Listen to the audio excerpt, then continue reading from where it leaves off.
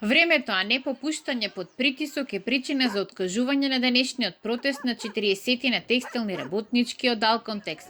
Представничката на работничките Бисера Кафтанова вели дека со протести ќе продолжат од наредната недела, ако во меѓувреме не добијат одговори од надлежните институции или раководството на компанијата.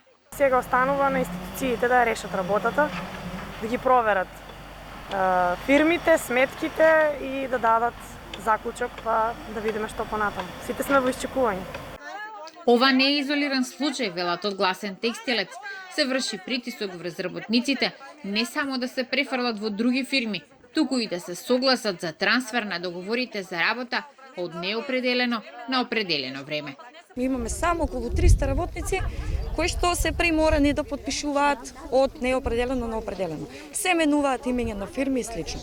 Значи збориме за градовите Штип, Кочани, Пробиштип, дека имаме веќе над 300 работници кои што се оштетени на овој начин. Со протести текстилните работнички во Штип почнаа пред 2 дена, бидејќи останале без априлската плата, а не биле вратени на работа затоа што не потпишале дека се согласуваат да бидат префрлени во ново формирана компанија, што според нив е поврзана со претходното раководство.